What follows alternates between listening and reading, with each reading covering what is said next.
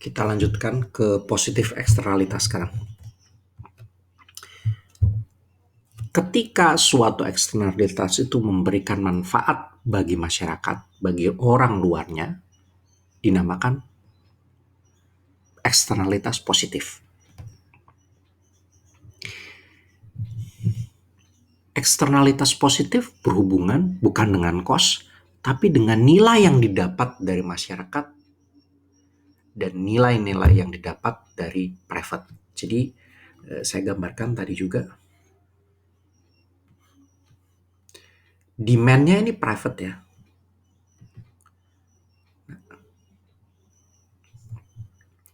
Demand-nya private, ini supply.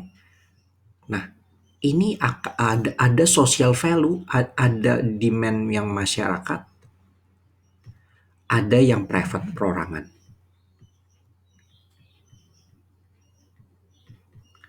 Jadi ini demand-nya itu akan meningkat ya. Sekarang, jika ada sebuah teknologi yang digunakan oleh masyarakat,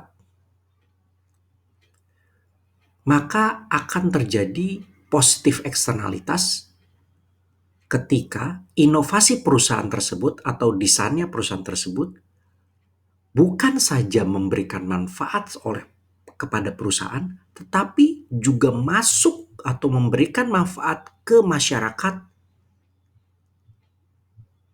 secara keseluruhan, as a whole. Oke. Lihat, kalau negatif eksternalitas yang supply-nya yang demand. Kalau ini demand-nya yang ke sini.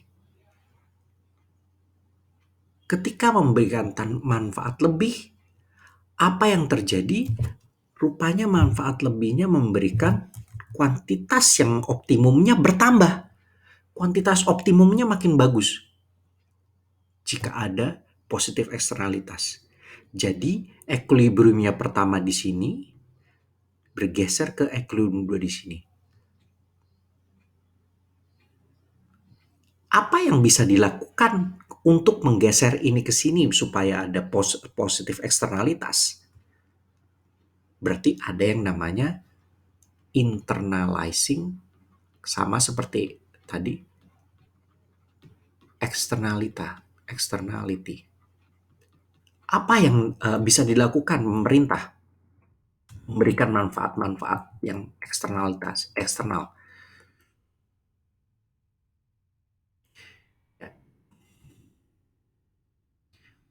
Ingat tadi optimal outputnya di atas equilibriumnya ya, kalau yang positif eksternalitas.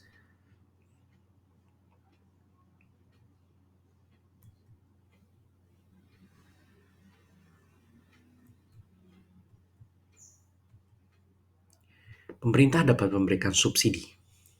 Kasih subsidi, nge-push eksternalitasnya menjadi optimal. Pemerintah juga bisa menggunakan kebijakan-kebijakan industri, misalnya paten dan sebagainya, itu bisa dilakukan juga. Bagaimana solusi-solusi buat eksternalitas yang bisa dilakukan perusahaan? Ada beberapa. Dia bisa membentuk organisasi organisasi kayak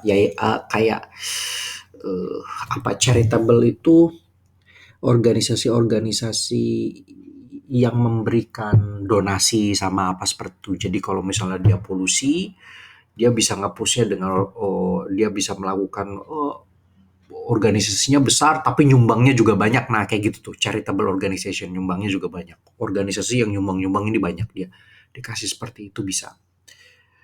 Lalu dia bisa sanksi sosial. Ada juga sanksi sosial dari eksternalitas.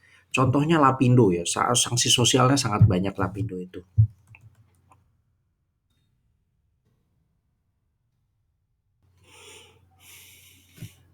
Ada beberapa.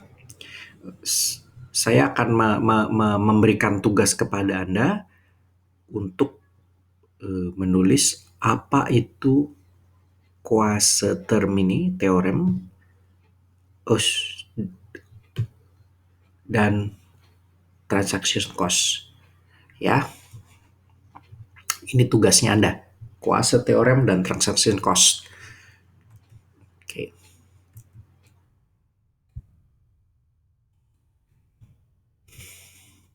Nah, tadi solusi bagi private ya. Sekarang solusi bagi gimana kebijakan pemerintah. Solusi kebijakan pemerintah ada dua. Yang pertama, command and control. Udah aja, pakai peraturan. Suruh pakai peraturan, mau nggak mau, misalnya perusahaan yang mengurang polusi harus menghilangkan polusinya. Kalau nggak didenda atau dia apa. Nah, itu command and control. Yang selanjutnya adalah market based policy. Nah, apa itu market based policy? Market based policy perusahaan pemerintah menggunakan pajak dan subsidi lagi untuk menekan eksternalitas ataupun mendorong eksternalitas positif. Nah, pajak-pajaknya seperti corrective tax ini. Kira-kira seperti itu. Apa namanya?